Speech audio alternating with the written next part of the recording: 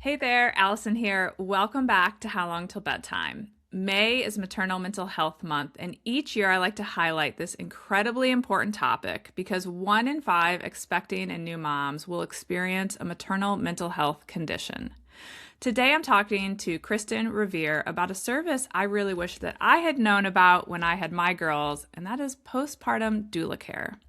Kristin is the owner and founder of Gold Coast Doulas in Grand Rapids, Michigan. She is an elite certified birth doula, a newborn care specialist, a childbirth educator, and an elite certified postpartum doula. She is also the co-author of Supported, Your Guide to Birth and Baby, and the host of the Ask Doulas podcast. She's a mom of 2 and a bonus mom to 1. Hi, I'm Allison Egidi, a pediatric sleep and wellness coach and a mom of 2. I love to help parents find solutions. This is How Long Till Bedtime.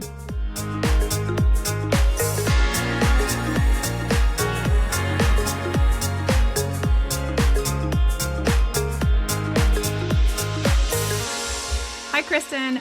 Welcome, and thank you so much for joining me today. May is Maternal Mental Health Month, and I'm really looking forward to talking with you about a type of support that can make an enormous difference for new moms, postpartum doula care. Before we dive in, I always love to start by asking my guest what inspired you to pursue this vocation. Thanks, Allison. What a question.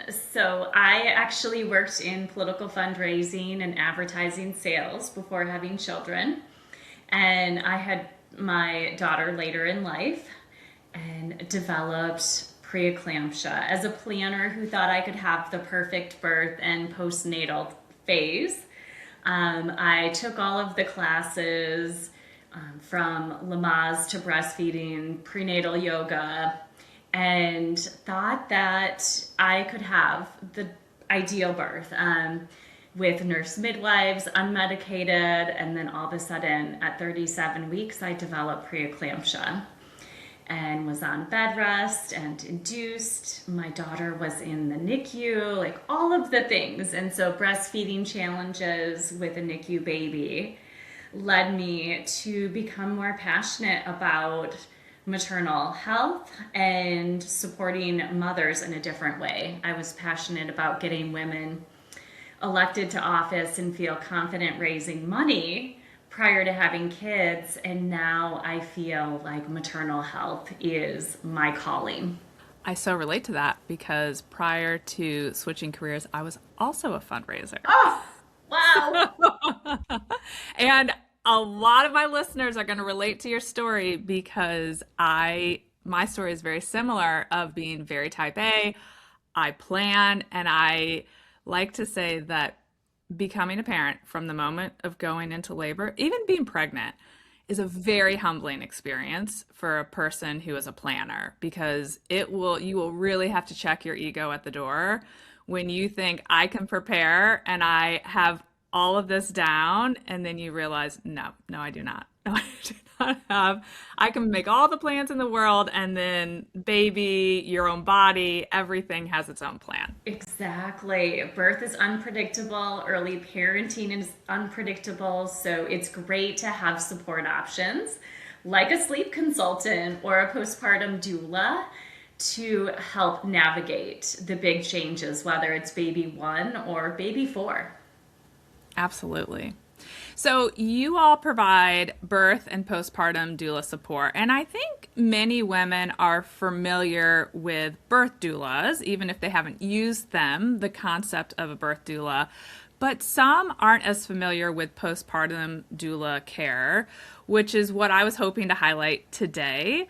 So can you just start with the basics? What exactly is a postpartum doula? A postpartum doula supports the entire family in that transition after baby arrives. And there are different trainings and scopes of postpartum doulas. Some postpartum doulas are trained more in that recovery support and mothering the mother, and of course supporting feeding and doing daytime support only. And others are trained in more infant care, like my team is. And we focus more on overnight newborn care. So I have a mix of newborn care specialists. As you mentioned, I am one as well.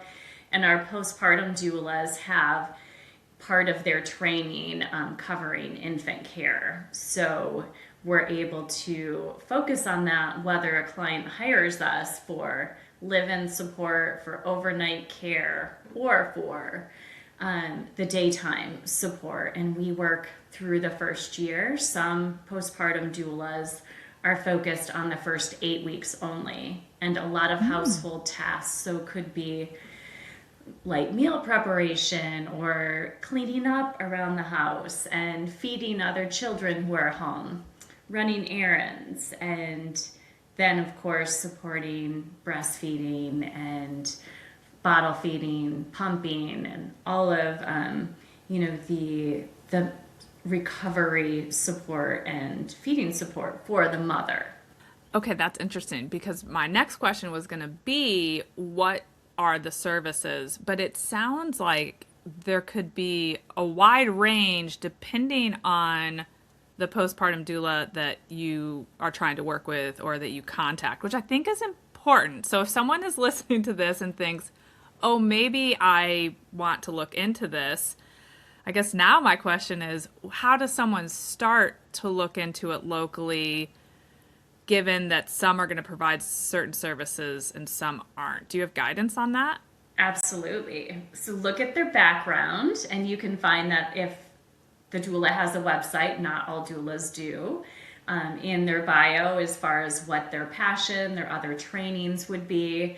And then interview doulas and ask questions. If you want a lot of newborn care or overnight, then that doula should have specific training. And there are related specialties like newborn care specialists. They're not focused on the entire family. They're hired only for the baby. And that term used to be night nurse or baby nurse, and newborn care specialists have replaced that term and have become a profession of their own with their own credentialing. Interesting. I was curious the difference between a night nurse and a postpartum doula. So a postpartum doula would be focused on the entire family. The night nurse or night nanny is hired just for baby care. So not necessarily answering breastfeeding questions or pumping questions, not trained in supporting perinatal mood disorders, and may not be able to give referrals the way a postpartum doula could to experts in the area, like breastfeeding support groups, dad groups, pelvic floor physical therapists, mental health therapists with different specialties.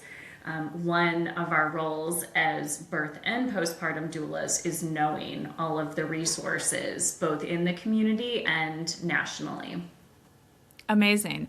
And I'm curious, do you think that is the expectation for all postpartums across the country, or is it something that your practice makes sure that you prioritize? I'm just curious what people should expect if they're in Charlottesville, Virginia, and contacting a postpartum doula. Are they all going to have these resources, or does that vary as well? I feel like every doula training program does have them do research, even if it's a brand new doula, on all of, they may not have the personal experience I do working in the field 13 years when someone is asking me for a physical therapist or a therapist. I have those personal connections where new doulas might just be researching and looking at websites or making phone calls to complete some of their certification requirements.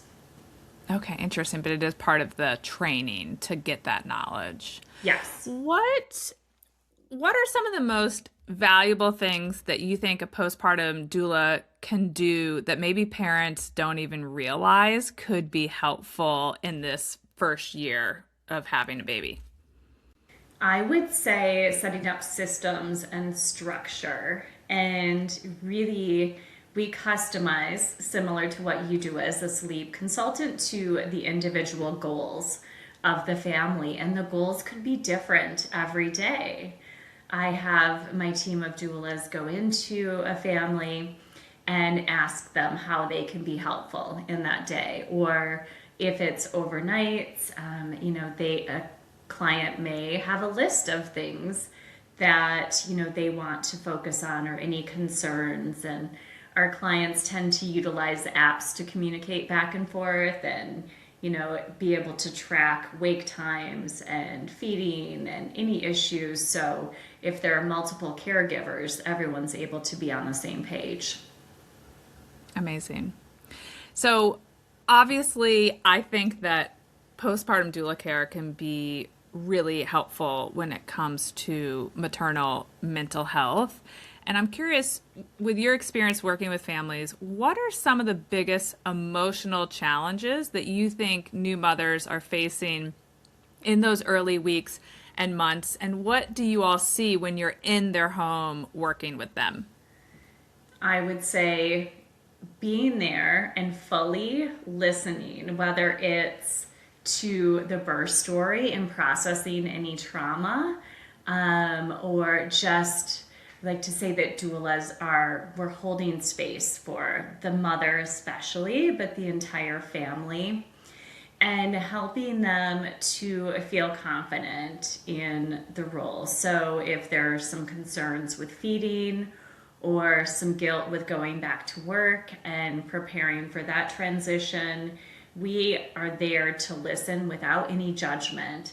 Feel like our family and our friends are well-meaning, and even our spouses, but to be heard without having any agenda or any personal opinions. We are there as experts, and it is, as long as things are not unsafe, of course, we promote safe sleep, and we're going to, not hold back food, and, do what is safe with car seats, for example. So we do focus on safety, but other than that, we have no opinion about how our clients feed our baby, how they parent, and what their individual goals are, because everyone is unique. I love that. And listening to you, it makes me think of something I often say, that becoming a parent, so if we just take our first time parents, becoming a parent is like becoming the CEO of a business in an industry where you've never worked before. And as I'm listening to you talk, I think, oh, what an amazing gift, because it's almost like you can bring this expert in, not to tell you what to do. You're still the CEO, but they have industry experience and they can answer your questions. And so it seems like you could be an amazing confidence booster for parents and help reassure them, yes, you're doing the right thing. You can take this step. Like, this is okay, or just to answer kind of basic questions, because we are not born knowing how to do all of these things. Exactly. And I find that some of my clients don't hire us for overnight support until they go back to work, or their partner does, because they have a lot of help from family and friends initially. Their partner may have extended paternity leave. And so since we work through the first year, we may just be supporting that transition of back to work. Or if our client is traveling or the partner is traveling on those nights that they need additional support, especially if there are other children at home that may not sleep all through the night. Mm-hmm. Yeah, so obviously on this podcast, we talk a lot about sleep, including how deeply sleep can affect a parent's mental health. And I think that's especially true in that first year, although I struggled for 2 years, so it can certainly go on longer than that. But how do you see kind of postpartum doulas having an impact during the night? I'm curious if you see the positive benefits of helping a working parent get sleep. Yes. So certainly the lack of sleep can increase the risk of perinatal mood disorders. And so knowing that someone is there caring for your baby, our clients are not going to wake up to every normal grunt or baby noise, knowing that they have an expert there who is hired exclusively to help them sleep and to help with sleep shaping. We are not sleep consultants as postpartum doulas, and so we can help implement a plan that a consultant like yourself creates, but we do focus on sleep shaping. And I also think my mom was here for maybe about 10 days after I had my girls, and I felt guilty. Like during the night when she'd say, "Oh, I'll get up or I'll do something." And I kind of felt this guilt about it. Yeah. Whereas if I had known about a postpartum doula, and that is literally your job and why you were in my home, I think I would have slept more soundly because I wouldn't have that, oh gosh, I should not make my mom get up every 45 minutes. And so I do think there's something empowering about having someone there that you don't really carry that guilt of even a friend or a grandparent trying to help you. Exactly. And a daytime doula can help. Our clients could nap during the day when a doula is over. They can run a vacuum and do some of the tasks that you're not supposed to be doing during that recovery phase. And again, help create those systems. And so even if you're hiring daytime only, it still helps with mental health and knowing that you're being cared for because, you know, after birth, it's all about baby and the mother also needs support. Absolutely. And I'm sure every practice is different, just like every sleep consultant practice is different. But do you typically have to commit to a certain amount of weeks together or nights in a week, or can it be a little more one-off, as you mentioned, like a spouse is traveling for work and you might need help for this 3-day period? I'm curious how you guys structure that and if there is a typical format for postpartum doula care. Yes, so for my agency, 10 hours is a minimum contract. So that would Okay. be short daytime shifts or one overnight. Now, other doulas or other doula agencies may require a 40-hour minimum contract, for example, or multiple weeks or months. And so that would vary based on the doula, and that would be another question to ask during an interview. And we have clients try out a night or some day shifts and then add on, and we, again, are open to a client ending service and then calling us 2 months later as long as baby's still under the 1 year mark. Awesome. Yeah. I'm curious if you could change one thing about how we, and I say we, let's say in the United States, that we support mothers in the postpartum period, what do you think it should be? Extended maternity leave, 100%. And I am thankful for benefits that cover doulas through employer work plans, especially the fertility benefits like Carrot, that depending on the plan allows up to 6 weeks of a birth doula and a day and or overnight postpartum doula. And there's Maven as well as Progeny that offer a set dollar amount for that care, whether it's birth or postpartum. You choose how you use that. And then health savings and flex spending have covered. So I am thankful that workplaces are identifying the need and supplementing general insurance to not only retain their employees, but have more productive employees, because when you have support, that transition back to work isn't as challenging. 100%. And we could go down a whole rabbit hole on this, but your employee is going to be so much more productive and happy when they can get extra support. I just think it pays off tenfold when we can support them through this transition. Absolutely. So if a new mom is listening to this while holding their baby and maybe they are feeling exhausted and overwhelmed, what would you want her to take away from this episode? You are Superwoman. It's okay to ask for help. I feel like doulas are seen as a celebrity accessory or a luxury item. And I believe that it's important to budget for professional support, and it's okay to ask for help.